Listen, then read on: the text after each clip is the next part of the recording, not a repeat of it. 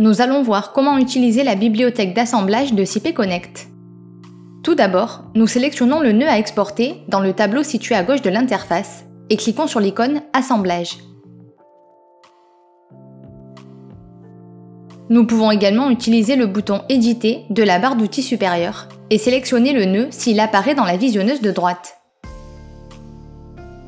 De cette façon, nous accédons à la fenêtre d'édition de l'assemblage. Dans l'onglet Modèle, les options relatives à la bibliothèque d'assemblage s'affichent dans le bloc du même nom.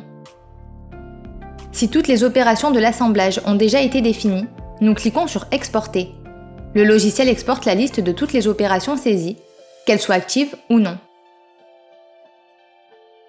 Dans la boîte de dialogue, nous devons écrire une référence pour identifier l'assemblage dans la bibliothèque. Ensuite, nous acceptons pour terminer l'opération. Nous consultons dans la bibliothèque d'assemblage la liste des assemblages qui y sont incorporés et leurs références.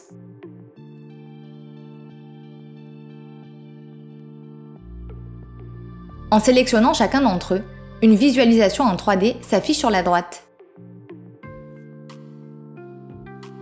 Dans la partie supérieure se trouvent des outils pour éditer la référence, effacer et déplacer les éléments dans la liste, ainsi que pour importer et exporter les informations vers des fichiers sauvegardés dans le disque. Maintenant, nous allons importer les informations dans un autre assemblage du même projet. Pour ce faire, nous quittons la fenêtre d'édition de l'assemblage et revenons à l'interface générale du logiciel.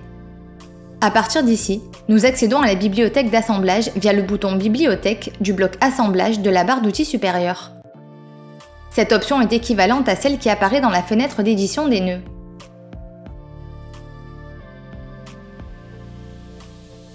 De nouveau dans le tableau situé à gauche de l'interface générale, nous sélectionnons le nœud où nous souhaitons importer les informations et cliquons sur l'icône Assemblage.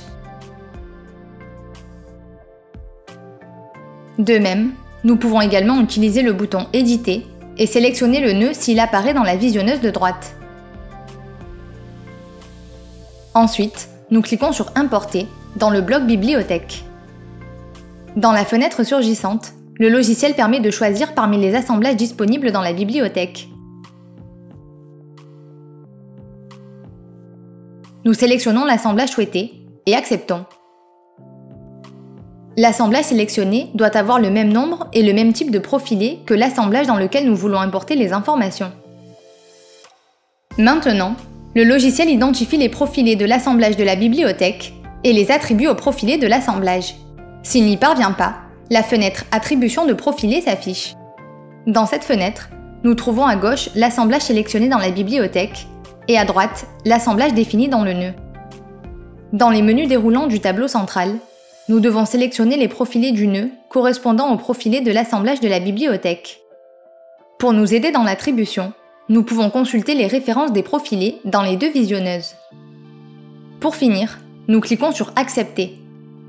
De cette façon, le logiciel génère automatiquement toutes les opérations de l'assemblage selon l'attribution du profilé indiqué, en supprimant toute opération définie avant l'importation. Il est conseillé de réviser les opérations générées au cas où quelques ajustages finaux seraient nécessaires, avant de finaliser la définition du modèle de l'assemblage.